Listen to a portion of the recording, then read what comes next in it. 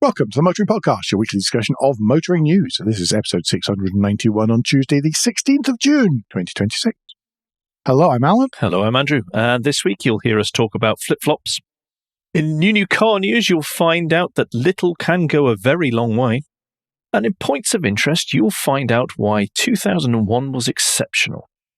And we do have a bit of follow-up this week. We are going to start with what is seemingly becoming the latest in the long-running series of follow-ups that this show happens to have, and it's the motor finance redress payments. And the headline from motortrader.com is Motor Finance Redress Payments Delayed Until 2027. This is all because the Financial Conduct Authority, or FCA, has said, due to the 4 appeals that have come in, because you've got the consumer voice, which we talked about a while ago, because they said it wasn't giving enough money to consumers. Then you had VW, Mercedes, and now there is also Credit Agricole Auto Finance. Yes. And in all the challenges, they have argued, all those appealing have argued that the rules, and I'm quoting here, rules governing the scheme are unlawful. Which is a bit of a straw-grabbing one. But do remember that, people, whenever you are next looking for car finance, that Mercedes and Volkswagen and Credit Agricole were fought against trying to be legal. Yeah, absolutely. With the 4 challenges, then the FCA has now, well, first of all, they've got to go through to the tribunal. It's called a upper tribunal. And following that ruling, they will make a decision. So if it falls in FCA's favour, then it's going to crack on as it was. If the ruling is no, things need to change, then the FCA has said, well, we'll have to look back at everything. And it may be that they tweak what is existing, but then that goes out to consultation again. Mm-hmm. Or they can it completely and just say, right, there is no compensation. At the minute, the people who stand to lose the most, by the way, are lawyers. Yep. The lawyers who are trying to put together class actions and sort this and take a cut on your behalf, including on my behalf, by the way, from a personal point of view. They stand to lose more, I think, than any other parties do. And those companies that have been found guilty of breaking, and we must remember this, the law, if it is canned, gain everything. Yeah, absolutely. Next piece of follow-up, though, is about the UK-EU EV tariffs. Now, I've talked about this before. This time, it is the ACEA, it's the European Auto Manufacturers Association, and the SMMT. And they are calling for suspension of the so-called BREXIT tariffs on electric vehicles, which is due to take effect on the 1st of January 2027. Now, these have already been pushed back from the 1st of January 2024. Remember that? That was back in the time when nobody had any clue what was happening anywhere. And now, nobody has any clue what's happening anywhere. But these were all of the various tariffs, not just automotive, which were due to take effect then. And that was for all imports in the UK and the EU. Most of this comes down to rule of origin, specifically around batteries and that kind of thing. Particularly because the 2020 Brexit agreement stipulated that 55% of the value added in car production must be generated in Europe. That's a combined EU and UK, to allow tariff-free imports from Great Britain to the EU and back. However, for EVs, 70% of the battery pack and 65% of the battery cells also have to be manufactured in Europe to qualify for that those tariff-free imports. And if any of those 3 rules of origins aren't met, then you get a 10% tariff. And this, and the predictability of this, is why the electric minis that we talked about last week are still being built elsewhere. And only the internal combustion ones are being built in Oxford. However, if these things go through, then Oxford ceases to become viable, etc., etc., etc., according to BMW. And other companies agree with these things and would quite like this extended, sorted out, etc., even France. Yeah, I think Europe's got a bigger problem when it comes to the battery side of things as well. Completely down to the fact that so many of the massive battery factories that were declared were going to be built have all been canned. They have got a fraction of the production that was claimed back in the 2020s around that time when everyone thought, oh, right, this rate of buying cars is going to happen at this rate. So therefore, as it is now, and that will continue, and we can just extrapolate that for EVs and everything's going to be gravy. And yet there's been a whole host of reasons why that's not happened. Yeah. One of the primary ones is there isn't the money out there circulating to invest in battery factories, whereas Britain has two, or will have two, once the Tata battery factory is up and running. I can see this. And then if you add on top the thing we talked about last week or the week before about the made in Europe rules, if the UK car industry is not included in the rules of origin, that's 10%. And then you add another tariff on top if they're not included in the Made in Europe Industrial Act thing that's due to come out soon. Yeah, it's all getting very messy because politicians have realised very, very late what they've set up and how they've allowed the likes of China to march in and take over their industrialisation. But then if you're a politician these days, then you're not a politician because you understand how things are made and the way that the trade, manufacturing, and logistics work. You're in politics because you want to have power. Very rarely because you want to actually do any good or because you actually understand anything. I've said that for years. Sorry. Yeah. Well, that just leads straight into the next article. And we have to caveat this because we are breaking our typical editorial rules that we have in place where we do not report on rumours. Yeah, this is theoretically new news, but in actual fact, it's kind of new rumours. Yes. So we just want to make that clear up front. Yeah, we're not declaring this is or will be. Yes. But it's so big that it does need to be mentioned. There's plenty of other publications you can find that kind of rubbish. And according to Autocar here, the car industry welcomes reports of a dramatic cut to EV sales targets. This is on the back of, I think it was The Times over the weekend, saying that the Prime Minister is going to put out a new time frame and mandate levels for the zero-emission vehicle mandate. The main headline figure, and this is only for cars because I've not read the Times article, but I would imagine electric vans mirrors this very closely, if not more so, considering how far behind they are on the mandate compared to how the cars are. But in 2030, just for cars, there must be an 80% fleet mixture per brand of zero emission only. The talk is that will be reduced to 50%. Just remember, for those of you who are outside the UK, and yes, we do have listeners outside the UK, much to our surprise, the Prime Minister in the UK is not wonderfully popular, and he is not even wonderfully popular within his own party, and there are calls from loud people for him to resign or step aside or be challenged. The Prime Minister is trying to put out as many popular with people who shout loudly policies as possible right at the moment to try to make himself more popular. I think that's a fairly decent summary of UK politics right at the minute. Absolutely. And I think you've been very kind as well. Yeah, so do I. With this, it's only last week or the week before that the government turned around and said, we're not going to bring forward our zero-emission vehicle mandate review. It's only a couple of weeks ago that there was the latest carbon budget, which went even further and suggested that it would be 95% EV sales by 2030, not 80%, but 95%, which is, we talked about it last week. And here we are, flip-flopping again on another disastrous self-inflicted wound that could have been easily handled if they just acted like adults and appeared to listen and care. Yeah, and listen and care to experts as well, not just like the public, but actually speaks to the SMMT and the manufacturers and all these kind of people. The thing is, it has a knock-on effect. We were talking about this beforehand. It has a knock-on effect, this, because there are other industries that are related to EVs that are sort of, I'm not saying they're relying on those targets, but those targets are what they have planned against for their business plan and everything. Yep. And we're talking, charging companies, all these kind of people in the surrounding infrastructure. And funnily enough, because everything's tied together tonight, we're going to speak about that very soon. But the thing is, you can go, yay, okay, that's great. Don't have to sell as many cars. But the thing is that there are other industries where that number is the number that they're baselined against.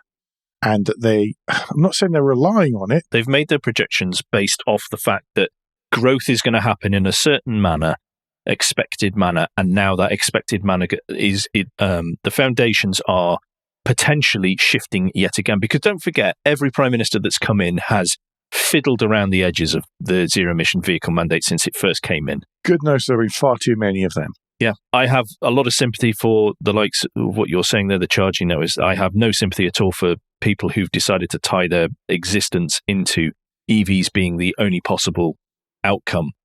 And they are losing their minds at the suggestion of this. And I don't care because too many of them have lied in the past. It's equally if the zero-emission vehicle mandate went up to 100% by next year and the people who hate EVs lost their mind, I wouldn't care about them because they have lied as well. What we need here is we need facts and we need truth.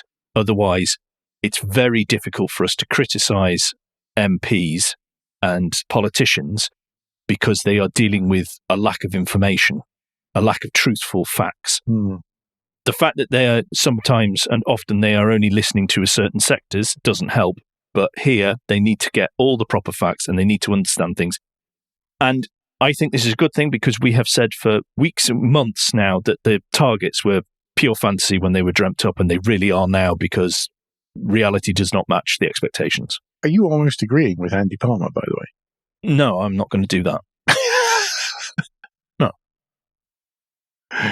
He does make a good point, though, that the UK was once genuinely admired for policy consistency and that people could make long-term capital decisions with reasonable confidence that the regulatory framework would hold.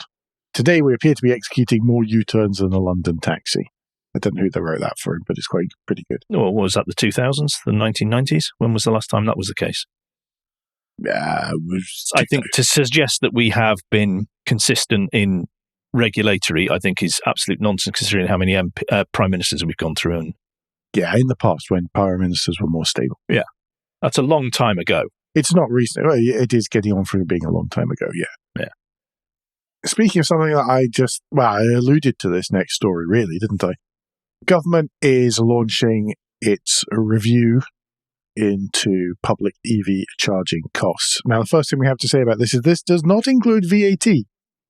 It would appear that the Treasury have declared that the VAT thing is staying the way it is because the Treasury is like that.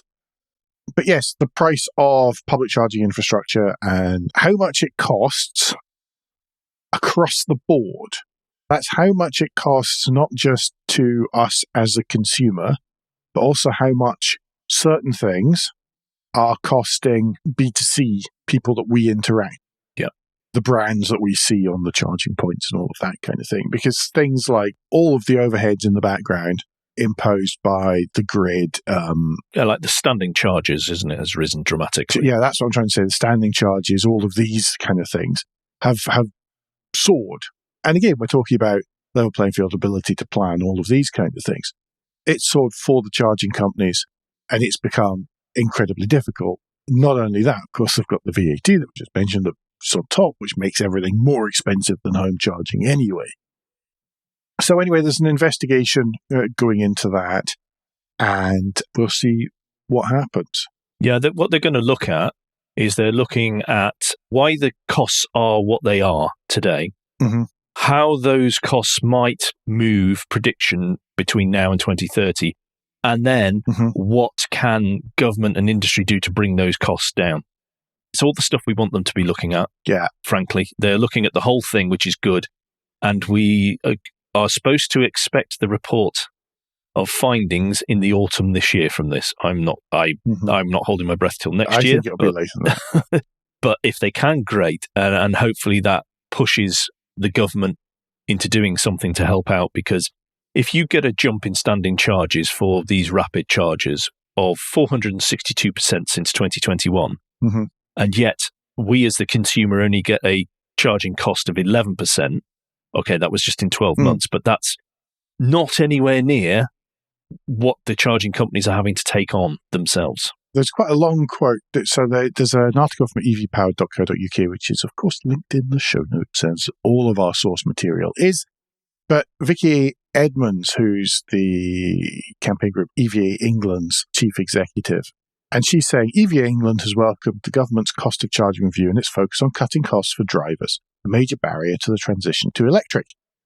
She says, our own driver research shows that 75% of drivers now see public charging costs as the biggest hurdle to driving electric. Right. Now, just remember, that is for people who already have an electric car, because every other survey that asks people, the first hurdle is the upfront costs of the electric car, then it is the charging infrastructure costs. She goes on to say, it is disappointing that VAT has been left outside the terms of reference, given the clear unfairness between drivers who can charge at home and those who rely on the public network. True. However, VAT is only one part of a huge challenge. On its own, it wouldn't be enough, and we need to see real structural reform that brings down charge point operating costs that reflects a broader set of issues around pricing transparency, reliability, and access to chargers, especially for renters, lower and middle-income households, and people without driveways. This review must look seriously at every practical measure that can bring down costs and improve the charging experience for drivers. Transition will only succeed if public charging is not just available, but fair, affordable, and trusted. End of quote. But it's really important to realise that the whole EV sales and the mandate and all that kind of stuff, and the infrastructure to support that, are entirely intertwined. Yep, 100%. And you don't get one without the other. Neither can lag behind the other. Yeah, they have to go hand in hand. You can't just say, well, we're not going to bother with this, and go, but why have the number of new chargers stopped? Yeah. Why is the number of chargers decreasing? Well, it's easy. It's because that bit's not moving to prop it up. Mm. And that works up both ways around. That's something that we're going to have fun with in July, isn't it, Andrew? Yes, it is. Right, I am going to take us on. And the latest Chinese manufacturer brand, that has opened dealerships across the UK is AION. That's AION. And they are bringing their AION V SUV. I don't know if that's V or 5. I think it's V. That's an electric SUV. And this is part of the GAC group from China, which is the Chinese fourth largest car maker. This brand, AION, is aimed at, and I'm quoting here from EV Powered, who are quoting from AION, upper mainstream is what they're aiming at. The vehicles that this is going up against and aiming for is the likes of the Skoda Elroq, the Geely EX5, and the Renault Scenic. The price is from £36,450, and there is a 75... This isn't new car news, by the way. I'm just rattling this out here quickly. 75.3 kilowatt-hour battery, up to 317 miles on a single charge. Can do some pretty impressive rapid stuff, getting up from 10 to 80% in 24 minutes. Where the dealerships are is they are at Beverley, Leeds, Newcastle, Newton Abbot, Shrewsbury, Slough, Swansea and Winchester, and there are more sites scheduled for later this year. Now, these were SMMT. We didn't drive them. Maybe later in the year I might be, Alan. Maybe later in the year, yes. Hashtag tease. We'll actually get a chance to record stuff about them. That's down to both of us. It's another one. I was driving through my local town near the area that has all the car brands and the car dealerships, and there was a Changen, and I drove past and I go, "What? Who is that?" And it turns out that is a known brand that has been here for a little while. Is it? Well, you say known brand, that's a very wide definition of known, given that we hadn't heard of it. But this is the thing. If you and we talk about this every week, and we look on the internet every day for news items and information and all the rest of it, if we are stumbling across brands and go, hang on, I've never heard of them, what is the person on the street doing? And how do they trust? Yeah, they're turning to me and going, what is this thing? It's very cheap, but what is it? Sorry, it's good value. But what is it? So, yeah, in car brand speak, and it's just most of the time we don't know. We can't keep on top of it. There are so many, and then they're just the model soup. There's more coming. I was saying to Andrew, by the way, before there was useful consumer information in Sniff and Smith last week. I saw a YouTube short of it. I have been listening, but not to everyone at the minute, and where Richard goes through and he explains why the BYD model range has such a weird set of names in it. It's worth watching or listening to if you get a chance. Mm-hmm. Right, do you want to take us on to the last item to round out the first part of the show? We were debating this before the show, And I was saying it's a good idea. It's a really good idea, but it's a shame it has to happen. A company called Ingenious has launched a data clear data privacy service. Ingenious has a network of 600 drivers, transport agents, and their real role is to move vehicles around the country in a way that we pretty much won't ever notice.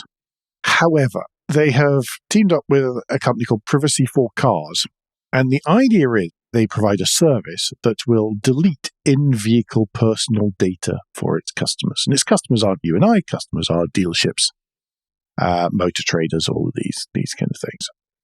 And so they come along, they wipe any personal information that might be in the car, probably by doing a factory reset of one or more systems and eliminating that. And then they hand over a piece of paper to say that they've done it. Obviously, the important bit here is the piece of paper to say that they've done it. Why is this a thing? Well, the thing is, not so much that the big dealer groups, etc., really care too much about you and I, but if they're caught to be in infringement with GDPR, as part of the remarketing processes that are dictated and included in GDPR, given the processing of personal data, then they're going to be in deep financial due, because the fines for serious and repeated GDPR infringements are really very high. Yes. That's really where the value is. The value is in not paying the fines and in getting the piece of paper that says, no, look, we have a paper trail that shows that we paid for this to be cleared. Yeah. Which also has a knock-on effect of being good for people who are not car people and who are not IT people. Yes. And who don't even know this is a thing. Yeah. It's like I suppose when my dad traded in his last 5 Series, goodness knows what happened to 8 years worth of sat-nav destinations. Well, when some companies don't even break in their app the previous owner's access to vehicles that have been sold on, I mean, you know, it's not the greatest, is it? It's brilliant. Privacy for Cars is a great organisation that is all about how our data should be treated properly, how it is as important. We all know about our phones and our laptops and that sort of thing, and they are as pointed on car data as many are about laptops and phone data. And it's excellent that they're out there doing what they do. I did a series of videos last week. I was at a thing, and in most of them I realized that I have left the USB cable hanging out the car because I was using CarPlay most of the day. And the reason for the cable was that I didn't want the residuals of the wireless connection in every car. Yep. Anyway, that's the end of the first part, isn't it? It is the end of the first part. But yes, it takes us to Guilt Minute, the quick break in the show where we ask for a tad of financial support to keep the lights on and the hosting running. If you feel the Motoring Podcast is worth a small consideration, every month, then you can become a patron. The different levels of patron include different levels of... Oh, for sakes. What tier is that? For sake. Oh, no, just mangled it. It's because it was all going so well, you see. I've just moved the text around by mistake. Oh, hang on. Command Z. It's not Command Z. Right, let's try again. If you feel the Motoring Podcast is worth a small consideration every month, then you can become a patron. The different levels of Anyway, yeah, it's Guilt Minute, guys. You know all the spiel. It's the usual spiel. I'll have to fix it in this before next week. But just be aware that if you're a patron, you can watch the show recorded live. You'd think I've done it hundreds of times. You'd think I'd know the flipping words by now. I don't. But if you don't have any spare cash, then it's just bounced right back to the top. We need a new way of doing it for the Guilt Minute at the end because this just isn't working. Yeah, give us some money. Tell your friends. Like, subscribe, etc. YouTube, blah. Thank you, everyone. Right, shall we move on to new car news where our new system is not going to balls this up. And you can talk about the Kia Sorento stroke Telluride. Oh, sorry, I mean the Audi Q7. No. Really? Am I talking about it? Okay, I wasn't expecting to talk about it. Oh, no, it's me, isn't it? Yeah. So, no, I have ballsed it up. I completely said that was fantastic. And this has gone fantastic. Entirely my fault. Oh, God.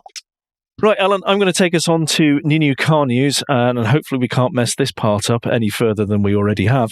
And I'm going to talk about the Kia Sorento stroke Telluride. I mean the Audi Q7 that has been revealed. The Mark III Audi Q7, which according to Autocar has a striking new look and punchy diesel. It's big and aggressive. Well, it really does look like a Kia at the front. If you look at the front of it, it very much does. The side and the back sort of gives me similar vibes. When you get inside, it's just frankly depressing. But that is... but it's got a screen for the front passenger because everybody needs that. Yeah, because no one has a phone, do they, Alan? No, absolutely nobody. No one ever has a phone. It has 3 screens, actually. It has one for, obviously, for right behind the steering wheel. Then there is the infotainment in the middle, or whatever that is. And then there is one directly pointing at the passenger for some unknown reason. But this is great. It's equipped with an inbuilt self-learning voice assistant that can control key functions and uses ChatGPT to answer questions on the move. I'm glad you mentioned that. I would love to hear our regional accent correspondent try to see if it will self-learn. Well, no, here's the thing. Many people probably don't know this, but last week in a German court, Google was held liable for the results its AI produced. I know, isn't that great? Now, as that's the case, will Volkswagen be held, or Audi be held liable if the voice assistant gives incorrect information? I don't know. Technically, I think it should. Well, I think it set a precedent. It has set a precedent. I hadn't even thought about that. Which I wonder whether now the Volkswagen Group suddenly goes running very far away from sticking ChatGPT in their cars. But just that little point there, that is interesting. And particularly for Volvo, because this Q7 is going to go up against the Volvo XC90. Volvo is all in with Google. Volvo is crawling with Google. And here's the other thing. The latest boast from Volvo is that the Google AI will decide what the road signs are and will help the car act accordingly. Okay, what if you get that wrong? Because at the minute, me as the driver gets held responsible because it's only a level 2 system. Can we come at this from another angle, please? Anyway, that's by the by. We're going on a complete tangent there, but it is relevant. And it's relevant not just to these cars, but to so much. Yeah, this is mega important now. All these companies had rushed to throw AI in, and now they're going to be held accountable for it. Anyway, this Q7 is the large 3-row, typically 3-row, but it can come with a 5, 6, and 7-seat setup, depending on your choice. It is going to start from around £80,000. It is going to have a new V6 engine. It's a 3-litre diesel V6. There's only one type of engine at the moment. It's going to come to the UK. It's going to have 2 flavours of it. And it's going to be all-wheel drive as well. If you need massive SUV with a potential to shift 7 people around, then, it's one of those cars that gets picked, isn't it? Yeah. And it's not really sized for UK and European roads, generally. No, there's a bigger one coming. They are bringing an even bigger one. This is sized. This is sized for North America. Yeah. I would just like to say, I took my large American SUV by European standards. I overtook Cadillac Escalade, long wheelbase. Did you wave at each other? Well, he was so far away from me, but it just made me remember why I in the US, I always argued that, no, this was a small compact vehicle. Yeah. But it is. Yeah, it actually is. There's no buttons on the inside, really, for the up front. There's panels with elements highlighted in which you are to stab at, and that will act as a button, but they're not actual buttons. That's going to be fun on the move. It very much is a whatever. It's akin to an electric Chinese electric SUV. You become a bit blasé, bored of them. Oh gosh, another one that's entirely as I would have predicted. Yeah. Sorry, I just don't find this interesting. No, it's just no. Much like I don't find the next one interesting either. But again, for completely different reasons. And if you I hope so. If there's and loads of car people will find these cars interesting, and loads of non-car people will think that these are amazing. But I just don't get it. This is Boreham. This has been going around the internet. Everybody knows what this looks like now. If you listen to us, you've probably seen it. Boreham have revealed their new Ford Escort RS. And it's not a retro mod, it's a continuation type thing because it's a whole new body shell and a whole new engine and all of that kind of stuff. But it will cost you £300,000. Plus tax. Plus taxes and whatever else before you have ticked a single option. Ouch. Yeah, it's an awful lot of money. Boreham reckon they're going to build 150 examples, which I just don't understand how there is demand for 150 of these. I'd be surprised if there's demand for 50, to be perfectly honest, at that kind of price. Again, it's going to be the people who have a warehouse or several warehouses full of cars and they just want to add a different one to it. Yeah. It's not going to be anyone that takes it into any, goes down the road with it or anything like that. It's not aimed at even a semi-regular consumer. Let alone, it's at the mega rich is what it's aimed at. Yeah. The ones who really want a modern engineering precision to deliver a visceral analog driving experience. It's got a 2.2-litre engine with a 10,000 RPM red line, which weighs just 85 kilos, sends 326 brake horsepower and 155 pound-feet of torque through a 5-speed dog-leg manual gearbox to the rear axle. The car itself weighs just 895 kilos, depending on your options, of course. It's about 300 brake horsepower per tonne, and it should zip off the mark. For what it's worth, I like the look of it. I like the look of the interior, but similar to the Q7 in as much as it's irrelevant to me. So therefore, my interest is not monstrous because I'm never going to get near one. I'm never going to own one. I'm never going to drive one. So at that point, there's plenty of others out there that I will or want to that you can only spend your attention in so many places. Mm-hmm. Again, I like the fact someone's done it. I like the fact someone has gone, this isn't a Porsche. We haven't murdered a Porsche. We've gone something different, and it's a bit like the Lotus Esprit resto mod thingy. They picked a different car, they picked a different brand, and I applaud that. You see, the thing is, I've always loved the Lotus Esprit, so I get the Lotus Esprit one, but even the best looking Ford Escort, these are the best looking Ford Escort. Quite like the Model 4 because I'm weird. He said that. I made no comment, everybody. Yeah, I've always figured that was the best looking one. These are all right, I suppose. But like I say, I'm glad someone's done it. That's good. And I hope they sell their 150 so they can do something else. Yeah, with I don't think some other thing. Good luck to them. Anyway, I'm going to move us on to a car that, whilst it seems humdrum, is actually really impressive from a technological point of view. Sorry, just quickly, this interests me so much more than either of the last two because this is much cleverer.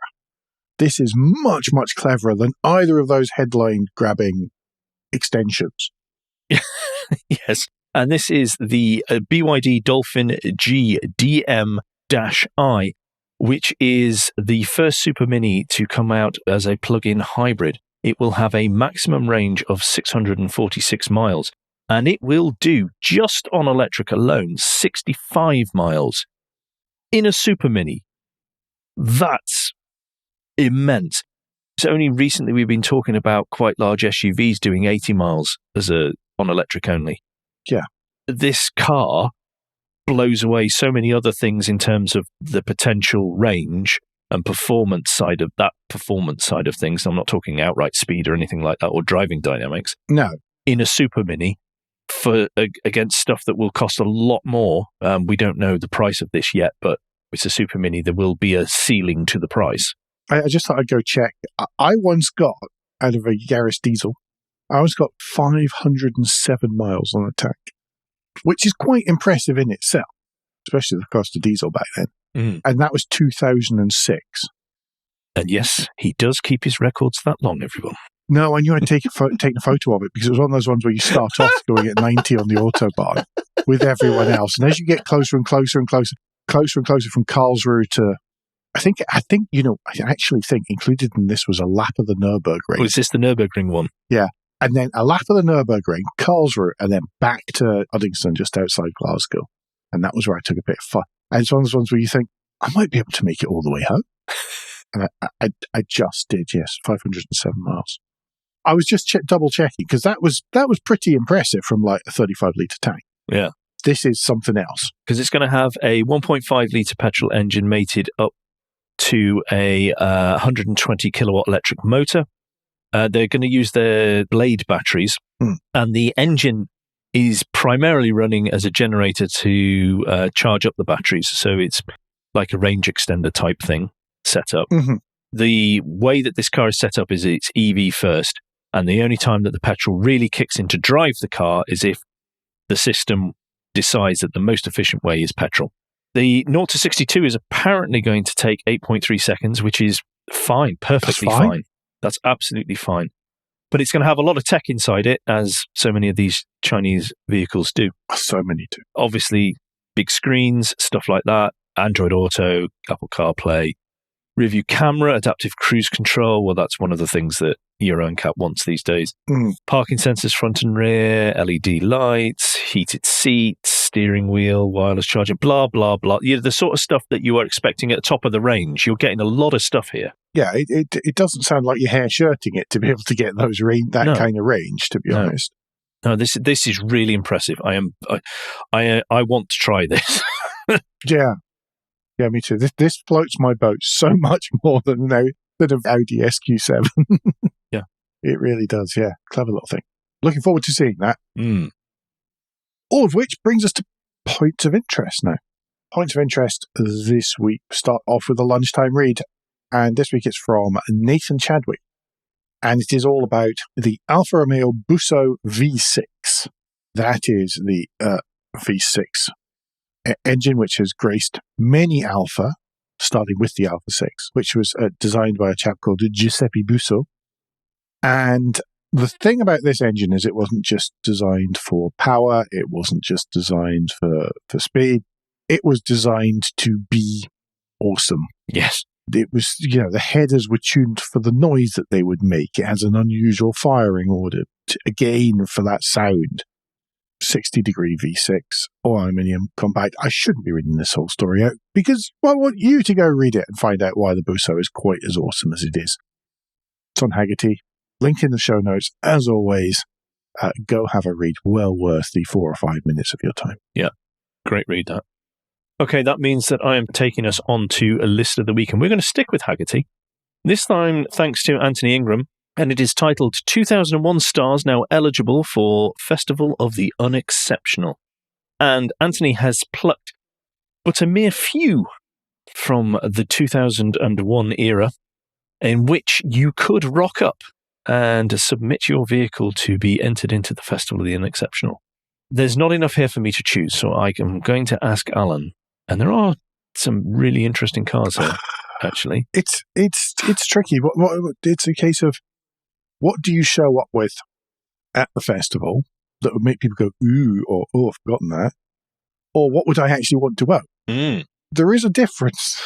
Yeah. There's a significant difference here. I think the one that bridges the gap is the Fiat Stilo. Okay. I've always thought that's a handsome design. Yeah. And that's one of the reasons I'm choosing it. It is a good looking car. They're not as unreliable as people make them out to be. And yeah, it's one of those cars where you think, oh, I forgot about that. Oh, that's quite cool, actually. Doesn't it look good these days? And I think that that's both the kind of reasons that I like certain cars. So it works for me, but I also think it works well at Festival of the Unexceptional, where you turn up and go, wow, yeah, I'd kind of forgotten about that. That's what I'm going for, the Stilo. Okay. There is a link in the show notes, as ever, for you to scroll through the other options and see whether you agree with Alan or not, or what would you take. Yes. But that means, Alan? Oh, that means that I'm at the end finally, doesn't it? Yeah, it does. This week's and finally was a story so, I don't know, is it really a motoring story? Yeah, let's say it is. But it's out there. It's definitely an and finally. It's definitely an and finally. And I saw the story and thought, I don't know if it's motoring or not, but it's definitely an and finally. In a vehicular incident that took place in County Limerick last Monday, there was a chap.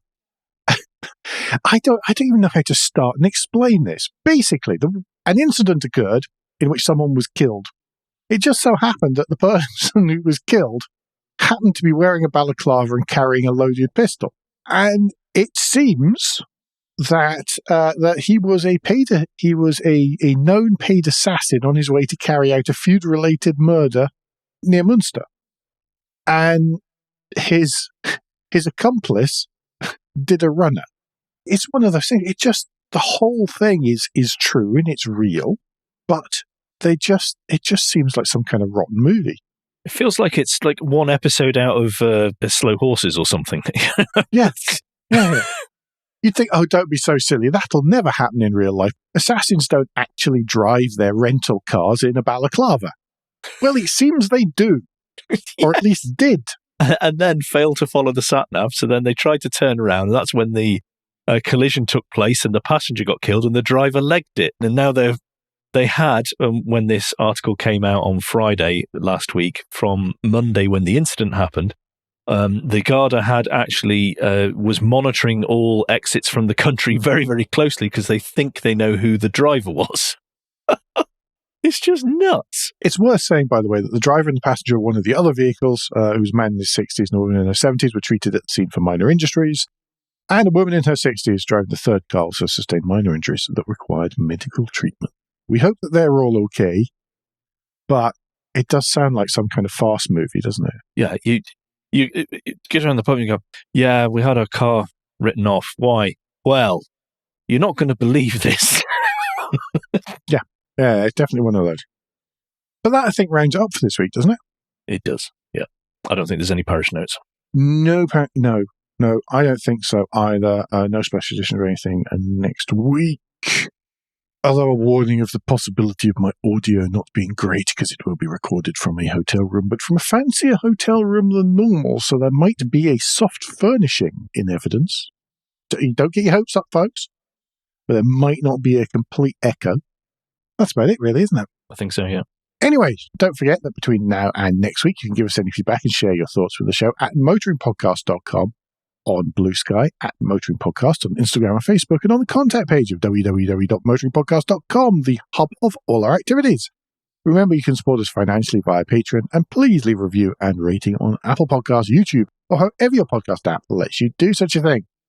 Andrew, what's the best way to get in touch with you? Best way to get in touch with me is if you search for Crack Windscreen on Blue Sky. Well, we still have access to it. And if that is not your platform of choice, then maybe LinkedIn, where I am under my full name. And Alan, if people would like to get in touch with you personally, what's the best way for them to do that? For me, it is definitely a Blue Sky, where I'm at AJP Bradley, that's BRADLEY.bsky.social. Alternatively, before all of the teenagers invade it, you can also find me on LinkedIn. We'll be back very soon, but until then, I've been Alan Bradley. I've been Andrew Clues. And safe motoring.